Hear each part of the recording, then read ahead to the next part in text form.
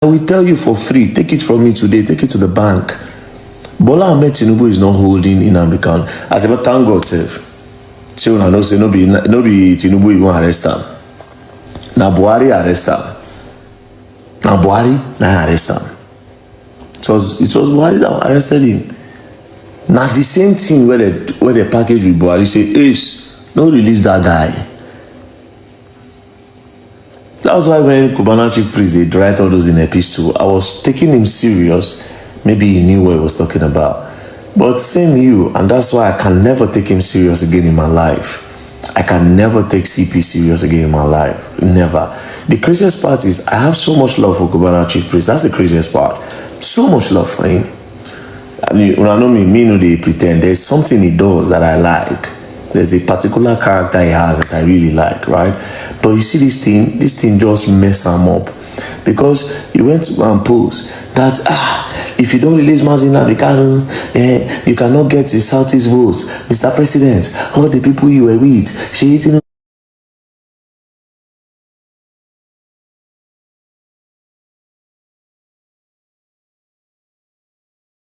this one, that one. This one, that one. This same guy go dey do campaign for City Boy. Nothing worse past that one. Like nothing on earth is worse than that thing where you go do. Like bro.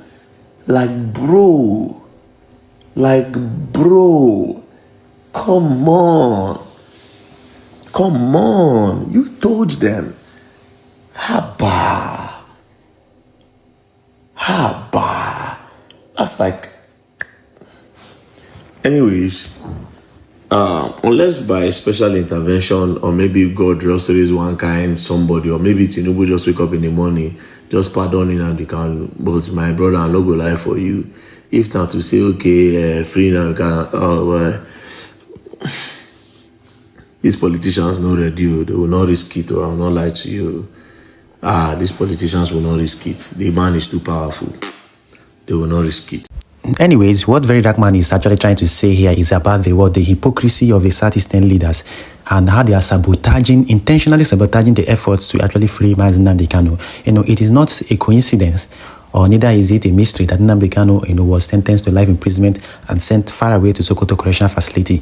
This whole judgment and this whole act or whatever you are seeing is being purported and perpetrated by the Southeastern leaders. That is why, they are actually scared of Nnamdi Kanu's influence. They know that, in fact, if he is being released, he will become the biggest the biggest leader and the most influential person, which he is already. Despite being in detention, he has been the most influential person in the entire Southeast region. So they are more scared that if he is being released or probably freed, that their political relevance, quote and unquote, will be diminished in the entire Southeast region. That is why you see people like Charles Soludo, Umahi, all of them. In fact, almost all the Southeastern leaders, you can even give a little exception to Alex Oti, fine. But other Southeastern leaders, the previous and the present ones, do not want him to be released or probably do not want him to be freed. Watch what is going to happen as the election is actually approaching.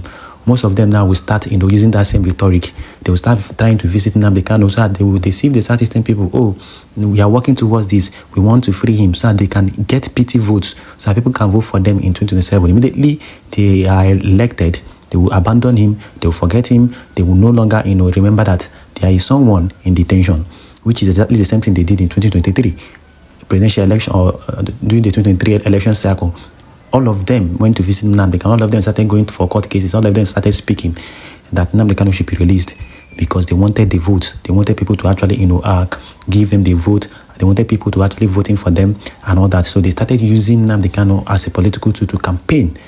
This is what they are trying to do. So what Very Dark Man is saying there is basically to look at Cubana Chief Priest, who came out and started ranting that the Southeast is not going to vote for Tinubu for this judgment that was given to Nnamdi Kanu. People thought that probably he meant what he said, not knowing that those things were just games he was playing. Immediately, he jumped to City Boys. He started campaigning for Balami Tinubu. The same person that said that if Nnamdi Kanu is not being released or probably the right judgment is not being given, that he's not going to allow Balami Tinubu, that Tinubu will not get vote in the Southeast, ran back to Tinubu, begged him, collected the City Boy contract, started galvanizing vote for Balami Tinubu ahead of 2027 in the Southeastern region. This shows you the character of the Southeastern leaders, especially when it comes to this particular case of Nnamdi Kanu. They are never truthful. In fact, they are never truthful. They never ever wanted that particular or want that particular man to be freed. They are scared because they don't want somebody that is going to hold them accountable the way he was holding them accountable when he was free. He kept on telling them about the insecurity, kept on holding them accountable. But what do the Southeastern leaders want? They want a free hand, or they want free hands that is, void of opposition criticism. That is why Hope Uzodinma is misbehaving or doing whatever he wants. Soludo is doing whatever he wants. Everybody is doing whatever they want because there is no voice, no influential voice to actually hold them accountable. So they want this free hand so they can keep on looting money, doing all sorts of things for themselves and all that, and for their family members. And nobody is going to attack them. Nobody is going to oppose them. They've seen that Nnamdi Kanu is the only person that have the capacity and ability to oppose them. So what are they doing? They make sure that they will publicly come out and tell you, oh, we are going to see the president. How many times have the Southeastern leaders said that they've gone to be the president to free Nnamdi Kanu? None of all those things are typical lies. They're not meeting him. They're not even having any meeting with him. They're just trying to tell the public, oh, look at what we are doing. Then behind they will tell Bola Tinubu and the federal government, do not free him, hold him, keep on holding him, and all that. This is typical Southeastern region, what they are doing. And this is exactly what VERYDARKMAN is saying there. And every single thing he said there is nothing but the absolute truth. Nothing but the absolute truth.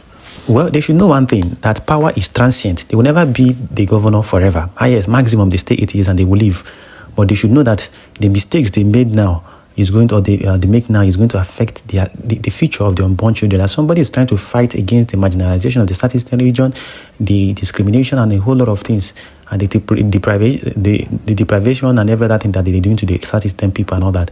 And because of your own selfish political interests, you don't want him to actually actualize that. Not because you don't see reason in what he's doing, just because of your own selfish interests.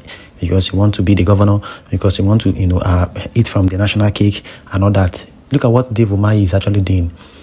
And he's now serving the government of Bola Tinubu and all that.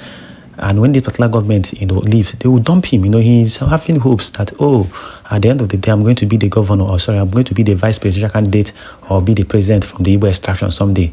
The same thing Soludo is misbehaving, thinking, if we do this, we are going to be the president someday and all that, not knowing that Nigeria was never designed in that particular manner. When the right time comes, they will put you in your proper place. Look at what they are doing to Mr. P2B. Every time they are telling him, you're an Igbo man, you cannot be the president, you're going to do this, you're going to do that if you become the president.